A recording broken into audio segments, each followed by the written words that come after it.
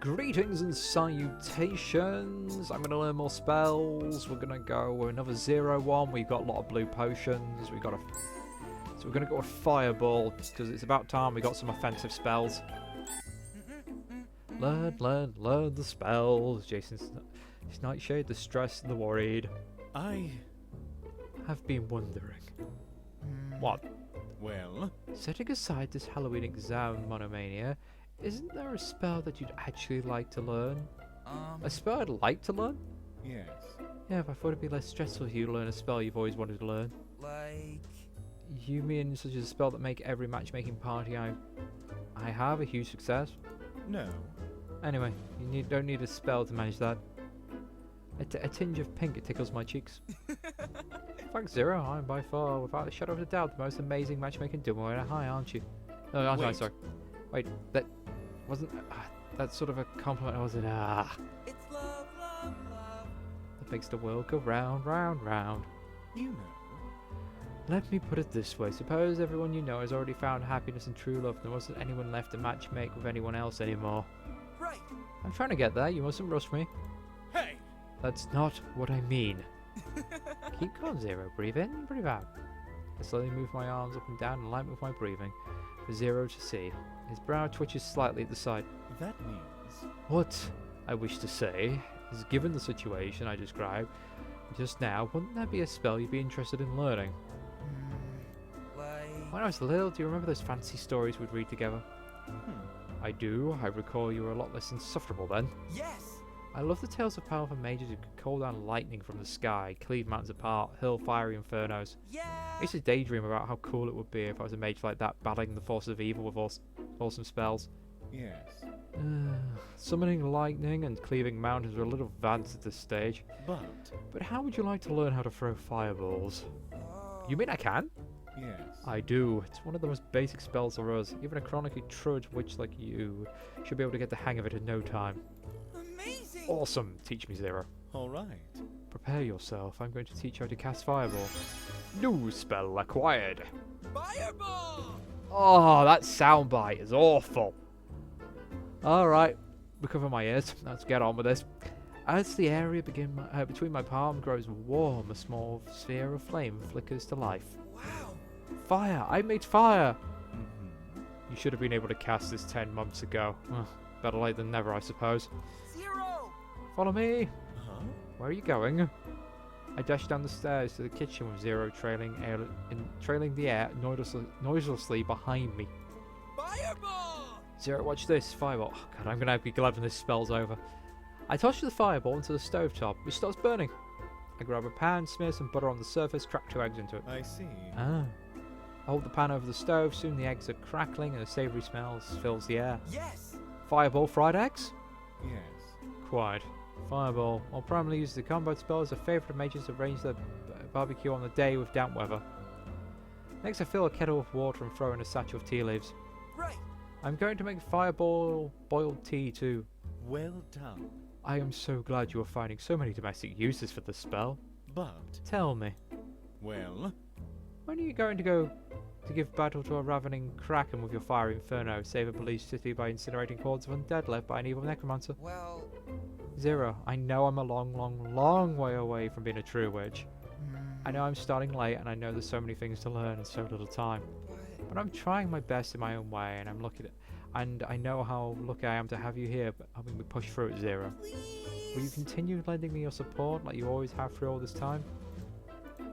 He stares at me, my person, before nodding gently and nearly hiding with the softest smile I've ever seen from him. Eventually. Yes, I will.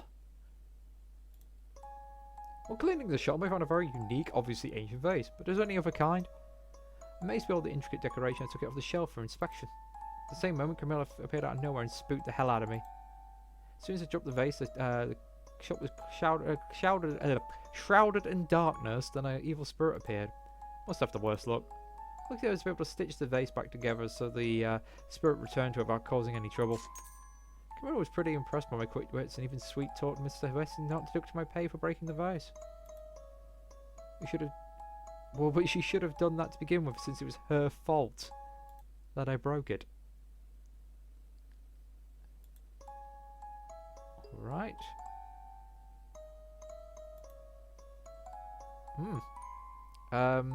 Quiet time, I guess. Well. Huh? What's the matter? Oh, goodness me. I accidentally clicked there. You've been sneaking glances at me for the best part of 2 hours. When are you going to tell me what's the matter? I fiddle my thumbs and glance upwards with his fixated stare. I don't know. Oh, please. Don't spare me, I can take it. Tell me. Am I wearing the shirt on the wrong way? Is my face discovered by an outbreak of ghostly acne? As a poltergeist pigeon and splattered poltergeist droppings atop my head. Really? Are there really poltergeist pigeons that can do that? No. Which just makes your behaviour all the more puzzling. We poltergeists do not change our appearance ever, not even in our dress, not in our acne, not even the ghastly droppings of poltergeist pigeons on our heads. But You have changed. I can't put my finger on it, but For the last time. poltergeists never change. Never outwardly change. right, That's it. I'm sure. You've inwardly changed. I'm sure of it. I thought this since our last. No, I think I've known this for some time now. Maybe longer than I know I knew. Like, I thought you. Look, you feel different from how you used to be. Remember? You can't feel me, remember? no. No, I can. I figure out exactly how you're different. Astonish me. You're Right. fading. His eyebrows raise and then substantially fall, and the bright light shines in his eyes, all radiant so profusely dims. I'm fading. Yes, It's so gradual, day by day. I never noticed it happening right in front of my eyes. but Zero, you're not as sharply defined as you once were when we first met, or even a year ago. Zero. What's going on? Talk to me. Remember? Do you know how poltergeists come into existence? Of course. Of course, a human dies somewhere, right? And then You know. poltergeists come into existence when a person dies with unresolved matter near and dear to their heart. That means. We cannot bear to leave this world having left undone that which we ought to have done. I try to rack my mind about just what he told me, and my overworked brain from all this potion crumbing begins to fry. Zero watches my struggle and sighs before signaling to pay attention. He continues his explanation. In the past. I've met malevolent poltergeists who were murdered and took to haunting the house of their death and tormenting those who tried to live there. And I've met benevolent poltergeists who left a debt unpaid and in repentance try to help the living. But what we all have in common is an unresolved matter is resolved, we move on. Move on? Yes. Poltergeists aren't natural, and nature's grand scheme of life and death, there's no place of us. That means. We are tied to this world by unresolved matters that our hearts cling to, and when we disappear... Also, when that disappears, so must we. Zero. So if you don't mind asking me, what does your heart cling to? I've forgotten. Huh? That's right. Some poltergeists resolve their problems dramatically, hunting down their murderer or helping the child of a friend they once let down. But. But most of us, the resolution comes in due time as time heals all wounds. Essentially, we end up forgetting which bound us here. I'm surprised it kept me around for so long. I suppose I must be forgetting everything at last. Zero. A wave of emotion rushes to my face, and it's taking every ounce of control not to fling myself out of my childhood friend upon learning the truth. Oh, now? You're not about to cry, are you? No. Oh no, of course not. The one and only Jason Nightshade Daddy. That's good. I've always hated seeing you cry.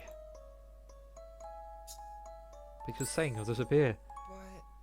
But no way. I don't want that. Like, Because you're a ghost, I thought you'd always be here with me, all of us. You know. Nothing lasts forever, not even poltergeists. All things must come to an end. Is there anything I can do to stop you from disappearing? Anything at all? No. I don't think so, unless you can make me remember the reason I had to become a poltergeist in the first place. But. But that's impossible, realistically speaking. No one knows my birth name or who I was or when I died. Nothing remains of that except maybe a faint ache in my chest, and even that is fading. Zero speaks of the faint ache in his chest. I can feel a strong one brewing within mine. zero. Do you want to move on? If you do, I'm glad for you that you're forgetting. But, If not, well, do you want to remain here together with me for just a little while longer? Zero is quiet for a long time. Then without a word he leans in close to me and kisses the top of my head. I can't feel his touch. There's only a chilling sensation that causes my skin to tingle and make tears form in my eyes. I blink to force them down. There was no words spoken for the rest of the evening, holding each other's company, but I never felt more heard. Alright. So, that has been quite the dramatic one. So day 28, witching hour, what to do next. We are running low on potions, and I am running low on time, so I will catch you next time.